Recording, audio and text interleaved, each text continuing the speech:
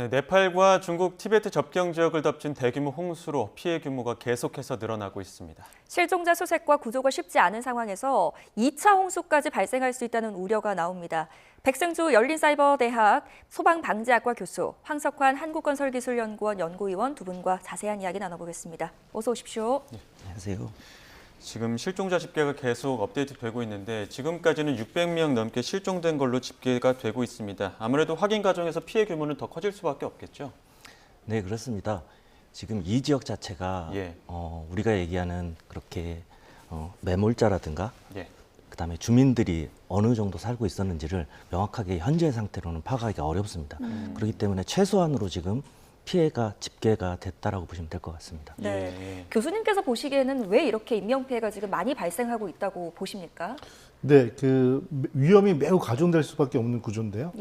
그 높은 산지가 Y자형으로 몰려 있는 계곡에서 큰 산사태가 발생을 했고, 그에 따른 또 오지다 보니까 예경보가 없고, 그리고 그 국가의 도로망과 강과 그에 따른 도시 마을 형성이 오로지 한 줄기로 골짜기에 있었기 때문에 그 피해를 직접 강하게 맞닥뜨렸다, 이런 상황으로 봐야겠습니다. 네, 지금 연락 두절인 우리 국민 9분, 또 아직 구조 소식은 들리지 않고 또 일부 또 고립되신 분들도 있기 때문에 좀 빨리 최대한 신속하게 구조가 돼야 될 텐데 지금 현장에서 어떤 공사가 진행 중이었던 겁니까?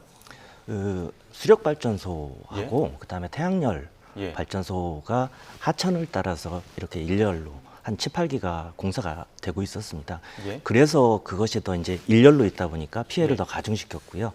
그래서 그 방식 자체가 하천에서 반대쪽 이제 터널을 뚫어서 산 쪽으로 낙차를 이용해서 발전하는 형태거든요. 그러다 보니까 터널 자체 공사를 하는 와중에서도 아래쪽에서 이제 물을 빼내는 형태로 되어 있기 때문에 그래서 피해가 더 가중된 걸로 보입니다. 네. 특히 피해가 컸던 라수아 지역의 지형적인 특징이 어땠는지, 왜 어땠길래 지금 이렇게 피해가 컸던 건지 좀 살펴볼 필요가 있을 것 같습니다.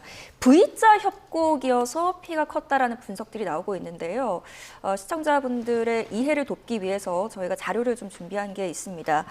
이 V자 협곡이라는 게 이제 유입로가 좁아지면서 저기 사이로 보시는 것처럼 뭐 토사와 그 물들이 몰리면서 갑자기 수위가 확 높아지고 보시는 것처럼 속도도 굉장히 빠른 모습이거든요. 교수님께서는 어떻게 분석하십니까? 네, 그렇습니다. 지금 화면의 영상처럼 그 좌측에 Y자 형태로 된 부역, 그러니까 저게 그 강류의 골짜기의 북쪽은 이제 티베트 자치고 중국 땅이 되고 아래쪽은 네팔이 되고요. 지금 저기 그 원형으로 표시된 저 사고 지점 자체부터 이른바 이제 그 상류부터 트리슐리 강이 흘러 내려가는데 우리 한국인들 지금 그 실종된 부분들이 어퍼 트리슐리 UT-1저 위치가 그 트리슐리 강의 상류 지역의 네팔의 수력 발전 사업 권역이었죠.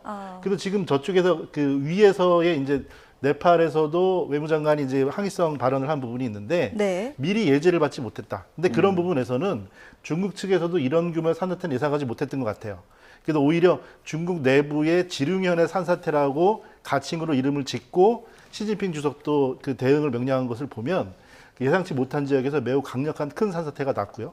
그에 따라서 미 지질조사국에서조차도 이제 지금은 정정을 했는데 초기에는 지진이 발생한 후에 산사태가 난 것 같다고 했다가 이제 현재는 이제 순서가 바뀌어서 그 매우 큰 산사태의 강도 때문에 지진과 같은 진동이 났다, 이렇게 바뀐 거죠. 그래서 좀 예상을 하지 못한 규모다, 이렇게 봐야 됩니다. 저희가 계속 보여드리고 있는 것처럼 그 상류 지역에서 그 범람하면서 토사와 암벽들이 떨어졌습니다. 그 토사와 암벽들이 떨어지면서 지진과 같은 굉음이 났었던 거였는데 굉음 이후에 아니면 지진 정도의 어떤 땅 울림이 감지됐을 때 대피하기에는 너무 늦었다고 봐야 되는 겁니까?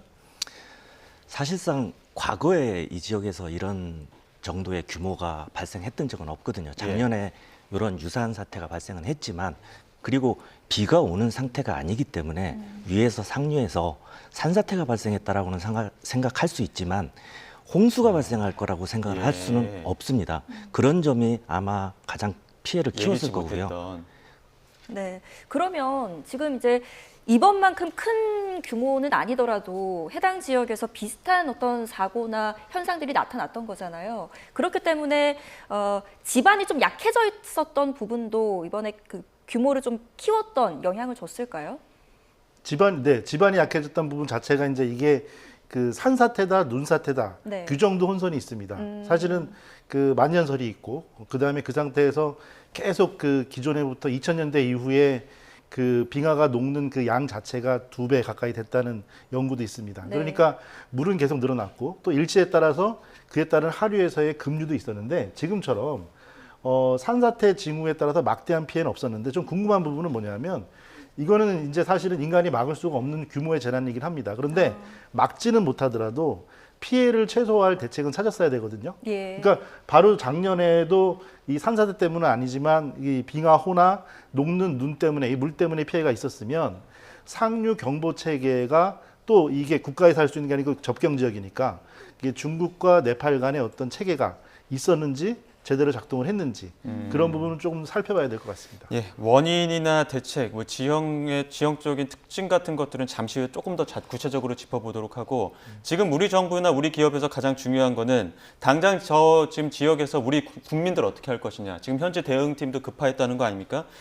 지금 다른 어떤 재난 상황과는 다르게 골든타임도 새롭게 정해서 구조하는 방식들도 좀 더 대책을 또 꼼꼼하게 따져봐야 될 것 같거든요. 어떻게 보십니까? 이렇게 이제 우리나라 자체에서 자주 발생하는 그런 예. 형태가 아니고 전 세계적으로도 드문 경우이기 때문에 이런 사례들을 저희가 잘 분석을 해서 지금 국제 공조를 통해서 신속하게 대처하는 것이 예. 우리 국민들 생명과 안전을 예. 확보하는 가장 지금 시급한 방법인 것 같습니다. 예. 네, 지금 정부와 기업에서도 현장 대응팀을 오늘 급파한다는 소식이 전해졌습니다. 근데 우리가 이렇게 급파를 한다고 해도 저기 들어갈 수 있는 어떤 물리적인 여건이 한계가 있지 않습니까?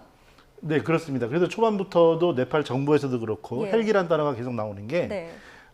유일한 국도고 그 자체 길이 사실 하나밖에 없습니다. 갈라지는 길이 있다고 하더라도 주변 산의 정상 중턱 정도 올라갔다 내려오는 길이기 때문에 외부에서의 구조망은 이제 이런 그 대형 지역 재난에서는 거점을 확보하고 네. 그 거점에 물자를 공급하고 장비와 물자를 통해서 구조를 해나가는 방식을 해야 되는데 거점 확보조차 지금 어려운 상황인 거죠. 그래서 그 접근에 있어서 이런 골든타임 하게 되고요. 또 지진 같은 붕괴 사고에서 골든타임을 우리가 72시간으로 보는데 네. 72시간은 사실은 역설적으로 72시간 전에 의료적인 지원이 있을 때 생존율을 급격히 높일 수 있다. 그 뜻이 되거든요. 예. 그런데 이제 지금 같은 경우는 사실 그보다 더 이 빙하호와 상류에서의 수온이 매우 낮을 것이고요. 10도씨 미만일 겁니다. 그렇죠. 그리고 그 상태에서 붕괴된 내부가 아니고 오히려 이제 익수 같은 상황으로 보게 된다면은 골든타임은 뭐 1시간 미만으로 낮을 수도 있습니다. 근데 현재 상황에서는 구조 재난이 워낙에 복합적인 상태니까 연락이 두절된 건지 아니면 익수가 되신 건지 아니면 고립된 건지 상황이 있을 수 있잖아요. 근데 그런 부분이 매우 악조건이긴 하지만 헬기 등을 동원해서 공격적으로 좀 이렇게 뭐 좀 선행해야 될 필요는 있습니다. 예. 자, 지금 현지 대응팀이 급파된 상황이니까 우리 국민의 안전을 최우선으로 해서 현장에 좀 대책이 나왔으면 좋겠고요. 이번에는 다시 한번 그 당시 상황이라든지 원인에 대한 분석을 좀 해보겠습니다. 갑자기 9m가 넘는 수위가 올라갔단 말이죠. 저희 앞서서도 뭐 영상을 보여드리긴 했습니다만 이렇게 갑자기 눈이나 얼음들이 녹아서 이렇게 범람할 수 있는 사태가 일어날 수 있는 거는 어떤 원인이 있었다고 봐야 되는 겁니까? 네, 그 폭약이 터지는 것처럼 위험이 한순간에 집중이 된 거죠. 빙하호라고 하는 개념은 빙하가 녹기 시작함으로써 녹는 네. 만큼 그대로 스며들어서 내려올 수도 있지만 그렇지가 않고 고이게 됩니다.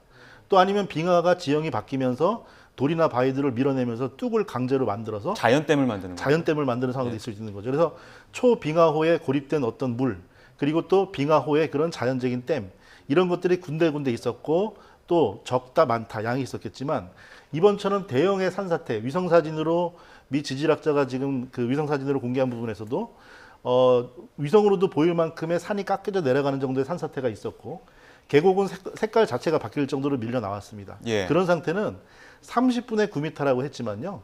천천히 30분 동안 9m가 또 30분도 매우 급박한 시간이지만 9m가 평균적으로 올라간 개념이 아니고 바다에서 쓰나미가 밀려오듯이 그냥 그 단차가 달려온 시간이다.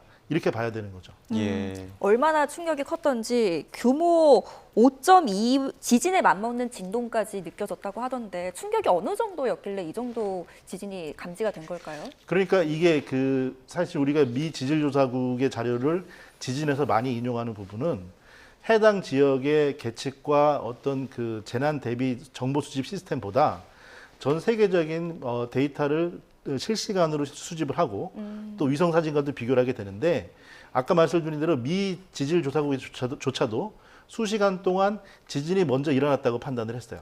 그러니까 따지고 보면은 근데 오지이고 또 이런 정도의 규모를 예측 안 했기 때문에 국가적인 어떤 그 산사태나 지형 정보 수집 시스템은 없었을 겁니다.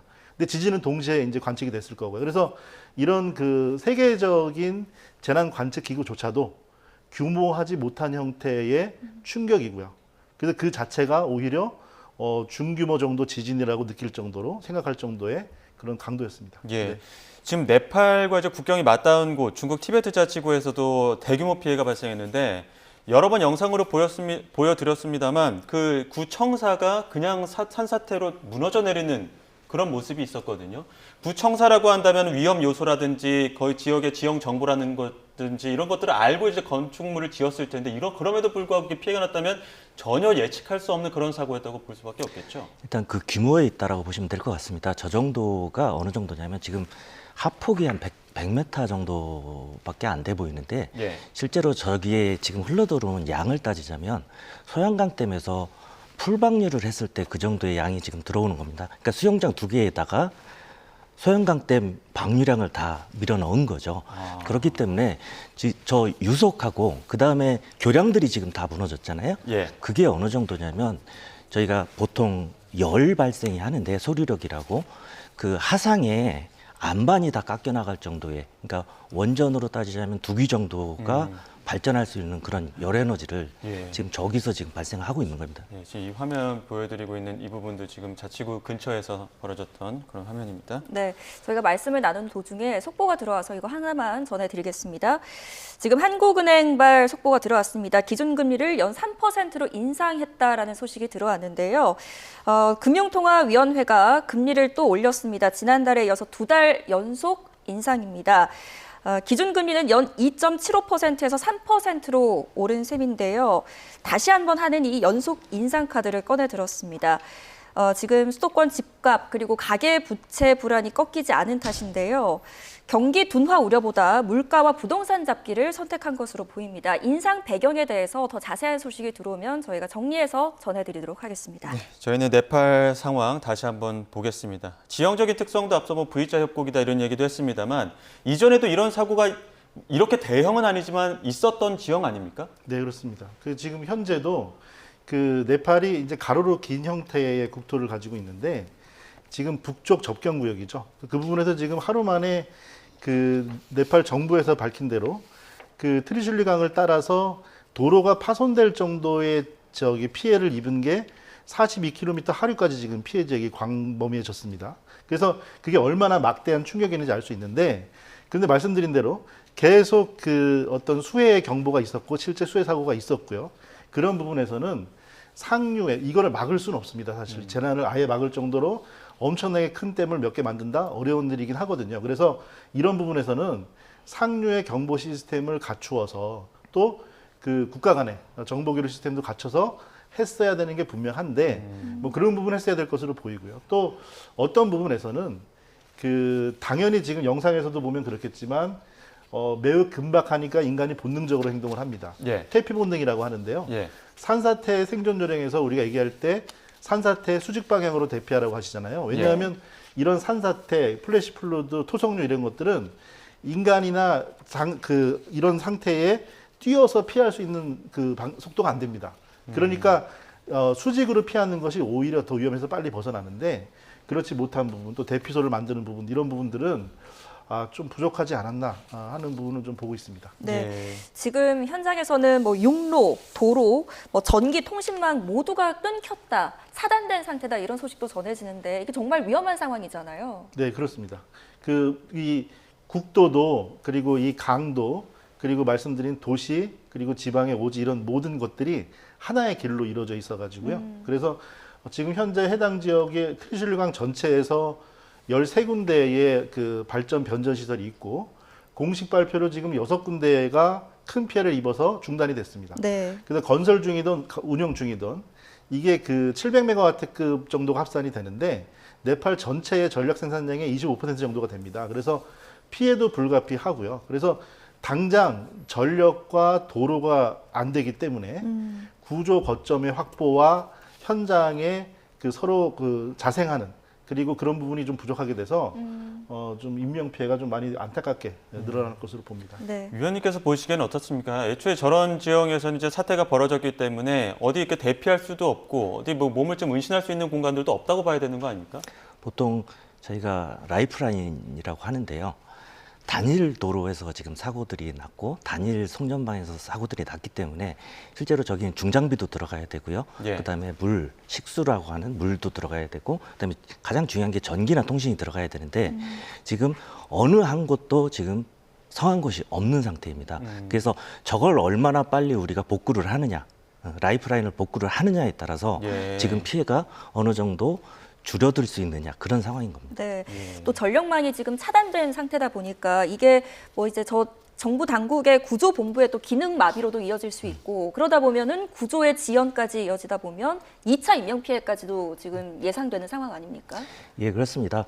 어찌 됐든 빨리 이 상황을 우리가 파악을 하고 그다음에 지원 인력들을 보내야 되는데 네. 그 시간이 오래 걸리게 되면 계속 2차, 3차 피해가 우려가 되는 거고요. 그런 상황들이 지금 가장 좀 시급한 상황이고 공조가 필요하다는 말씀을 드렸던 부분들이 그런 측면이라고 보시면 될 것 같습니다. 예. 지금 온난화로 인해서 어떤 빙하의 녹는 속도가 예년보다 몇 배는 빨라졌다는 이야기는 저희가 꾸준히 하고 있는데 그런 것들을 감안했을 때는 조기 경보 체제를 좀 미리 구축을 했으면 어땠을까 하는 아쉬움도 있거든요. 이 부분은 어떻게 판단하십니까? 네, 그렇습니다. 우리가 부딪힐 수 있는 부분은 사실 그렇습니다. 현재의 특히나 기후에 따른 이런 재난, 최근에 거제도에서 200년 만에 비가 왔죠. 기상 관측은 100년 동안 했고 거제 지역은 50년 정도 됐는데 200년 빈다라고 하는 것은 우리가 겪어하지 못했던 것을 설명할 때 새로운 패러다임으로 바꿔야 되는 겁니다. 말씀드리는 부분은 뭐 산사태가 났던 지역이니까 예를 들어 상부에 어떤 그 변이 센서를 설치하고 수위계를 통해서 하루에 경보한다. 근데 그 개념이 아니고요. 우려가 된다면 일어나지 않았더라도 새로운 강도의 재난이 올 것이기 때문에 큰 피해를 막기 위한 예경보 시스템을 선제적으로 한다. 그런 부분에서는 우리가 하지 않은 그래서 필요 없는 비용을 지출한다, 낭비를 한다고 돈키호테식으로 비난할 것이 아니고 그런 부분은 꼭 예비비를 둬서 국가적으로도 대비를 해야 된다. 그 강한 예. 메시지라고 봅니다. 네. 지금 이제 현지에서는 구조가 계속해서 이어지고 있는데 아까도 저희가 그 지형적인 특징을 짚을 때 육안으로 봤을 때는 어떤 중장비가 들어갈 수 있는 환경은 아닌 것 같거든요. 네. 그렇다면 구조를 할 때 그 소형 헬기에 의존할 수밖에 없는 상황인 겁니까? 어떻게 보세요? 네, 그 소형 헬기 말씀하셨는데요. 예. 헬기 자체도 이착륙을 해야 되는 거고요. 그러니까 지금 현재 날씨는 그래도 괜찮은 상태인데 산악 지형인데다가 도로 유실과 또 어디가 어떻게 유실되는지 통신망도 두절이 됐고 그래서 이런 상태이기 때문에 헬기도 거점을 이착륙을 하고 어떤 장비를 어떻게 옮겨야 될지 파악을 해야 되거든요. 필요 없는 장비나 필요 없는 것들을 또 막힌 공간에 놓아봤자 또 필요가 없게 되는 거니까. 그래서 그런 부분을 파악하는 데 시간이 걸릴 것 같고요. 그리고 당장은 이제 수색 인명 구조, 또 상황에 따른 골든타임 내에 아직 그 실종자 인원들이 계시기 때문에 그런 부분들에 대한 구조와 또 고립된 분들에 대한 말씀하신 생수나 기본 생필품들에 대한 지원 이런 것들은 당분간 헬기가 큰 역할을 할 수밖에 없을 것 같습니다. 예, 지금 저 협곡을 중심으로 어찌됐든 간에 그 현지인들의 어떤 촌락이 구성되어 있었던 거 아닙니까? 그럼 지금 이런 사고가 발생한 이후에 다시 한번 촌락을 구성한다고 해도 다시 또 2차 피해가 발생할 텐데 촌락 구성의 어떤 계획들도 좀 달라져야 될 것 같거든요. 그렇습니다. 이 재해 자체가 기존에 저희가 없던 새로운 패턴의 재해이기 때문에 돌발홍수라고는 대부분 비가 많이 와서 그러니까 비가 온다라는 전조 증상을 알기 때문에 대피를 하는 거거든요. 예. 근데 지금 같은 경우에는 맑은 하늘에 지금 홍수가 발생한 그러니까 예. 댐이 붕괴하는 현상하고 오히려 더 비슷해요. 그렇기 때문에 지금 같은 상황에 댐이 붕괴했을 때는 촌락을 좀 더 높은 곳이나 먼 곳으로 이동을 시켜야 되는 거죠. 그래서 예. 기존의 촌락이 아무래도 하천 주변에 모여 있고 그다음에 예. 하류부에 모여 있는 거는 전 세계적으로 다 동일한 현상입니다. 예. 그렇지만 이런 위험 요소가 있다라면 이제 선제적으로 저 지역은 제도적으로 촌락이 들어서지 못하게 하는 새로운 좀 제도적인 보완이 필요합니다. 네. 일단 지금 우선적으로는 구조 수색 작업이 우선되어야 될 것이고 안전하게 이루어져야 될 텐데 그 V자 협곡에서 상류에서 쏟아져 내린 그 급류와 토사가 하류에서 지금 막혀 있는, 그러니까 댐 역할을 하고 있다라는 그 현지 전원도 전해지거든요. 그렇다면 위에서 지금 흙을 걷어내지 못하는 상황이다 보니 이 하중이 하류에서 이제 계속 내려오다 보면 이게 댐이 터져서 또 2차 홍수 피해까지 생길 수 있다. 이런 분석이 나오는데 이 부분에 대해서는 어떻게 가능성 보십니까? 그렇죠. 그 상류에서의 지금 그 강물은 계속 흘러내려올 거고요. 그리고 이게 하나의 강과 골짜기이기 때문에 이 방향을 틀 수도 없기 때문에 애초에 빙하우라는 용어 자체도 얼음이 녹았는데 그 얼음 때문에 빠져나가지 못하고 고여있는 상태가 되는 거잖아요. 그러다가 이번에 산사태가 됐을 때 위험이 가중되는 거고, 말씀하신 대로 토성류가 내려와서 이게 하류까지 42km까지 도로 붕괴를 시켰는데 지금 현재는 도시 지형 자체를 바꿔놓은 상태라서 진흙과 토사 자체가 상류에 내려오는 물을 원활하게 그리고 일정하게 하류로 보낼 수 없는 상태가 또 되는 겁니다. 그렇게 되면 이게 더 적게 내려오다가 갑자기 또 무너지는 상황도 생길 수 있는 부분이니까. 그래서 이거는 또 거대한 토목 사업이 돼야 되는 부분이고요. 그렇게 되면 하류에서도 지금 전체 그 네팔을 관통하는 하류까지 경보 상황에는 되어 있습니다. 경보 네. 상황에는 되어 있지만 이 중간 하류에 그 저기 사시는 분들께서 이런 분들에 대한 위험 파악도 국가적으로 파악을 하고 선제적으로 대피 조치도 필요하다고 봅니다. 아직 범람하지 않은 지역들, 그러니까 앞서 말씀하신 하류 지역이나 아니면 건물 일부만 들어가 있기 때문에 그쪽에서 이제 구조 작업이 계속 이루어지지 않겠습니까? 근데 지금 2차 홍수가 일어난다면 그쪽 지역은 또 안전하진 않을 텐데 그쪽 지역의 구조 작업 어떻게 해야 될까요? 일단 상류에 지금 빙하우라는 부분들이 추가적으로 더 있고요. 예. 그다음에 빙하 자체, 우리가 붕괴할 수 있는 빙하 자체도 상당히 많이 남아 있습니다. 그리고 가장 중요한 건 아까 말씀하셨던 V자 계곡이라는 건데 여기에 토성류가 내려오다 보면 하류부를 깎게 됩니다. 그러면은 그 주변에 다시 산사태가 발생할 수 있는 연쇄 작용들이 발생하기 때문에 예. 지금 산사태가 아직 발생하지 않았던 저 화면에 보는 그 주변 지역들의 가옥들도 시급하게 대피 조치가 지금 필요한 상황이라고 보여집니다. 네. 예. 지금 중국 그 티베트 국경까지 피해를 보면서 그 양국 간의 국경이 일주일 정도 전면 봉쇄됐다는 소식도 전해지는데요. 이 국경이 봉쇄가 되면 이쪽으로 통할 수 있는 어떤 수송로도 막히는 상황이잖아요. 구조 물자나 이런 것들도 영향이 있겠네요. 네, 그렇습니다. 그 재난이 대형화되면 특성이 이제 복합화되는 건데요. 네. 그러니까 산사태다, 또 지진 수준의 진동이다, 그리고 순환이 되게 되고 범람과 도로 파괴에 이어집니다. 거기다가 그 대형화된 지진은 또 정치적인 충격도 있습니다. 더군다나 이 국경에서의 사고이기 때문에 이 이제 국가 간의 어떤 그 협력 체계 이런 것들이 사전에 좀 소통 관계가 있고 원활하지 않으면 더 문제가 생기거든요. 도시에서의 재난은 사실은 도시가 고립된다고 하더라도 매우 악조건이지만 사방에서 접근할 수 있는 경로가 있지만 이런 국경 오지에서 재난을 대비할 때 국가의 시책 그리고 국가 간의 어떤 사전 준비 시스템 이런 것들이 얼마나 중요한지 복합적으로 보여주는 교훈이라고 봅니다. 예. 앞서 쓰나미 잠시 말씀하셨지만 이게 지금 우기지만 비가 와서 범람한 게 아니란 말이죠. 네. 뭐 고지대냐 아니면 저지대냐 요 차이만 있지만 사실 갑작스럽게 물이 들이덮친 거 아닙니까? 그래서 그렇습니다. 홍수라고는 합니다만 이제 홍수라는 어떤 경우에 대해서는 새롭게 인식을 해야 될 것 같기도 하고요. 맞습니다. 이번에도 용어적인 혼선이 그 어제 오후부터 생긴 게 플래시 플러드라고 갑자기 흘러 들어온다는 개념에서 플러드를 우리말로 번역을 하면 홍수가 되고요. 홍수라는 정의 자체에 원래 플러드는 토성류와 이런 흐름을 포함하고 있는데 국내에서 홍수의 정의는 눈이 녹거나 비가 내려서 물이 늘어난 것으로 정의가 됩니다. 그러다 보니까 비가 와서 홍수다라고 오히려 또 혼돈이 생기는 사례도 생겼는데요. 예. 이번처럼 재난의 정의 자체가 형태 자체가 바뀌어야 될 정도로 패러다임이 바뀌고 있다. 이렇게 봐야 되는 거죠. 예, 알겠습니다. 여기까지 듣겠습니다. 지금까지 백승주 열린사이버대 소방방지학과 교수, 황석환 한국건설기술연구원 연구위원 두 분과 함께했습니다. 고맙습니다. 감사합니다.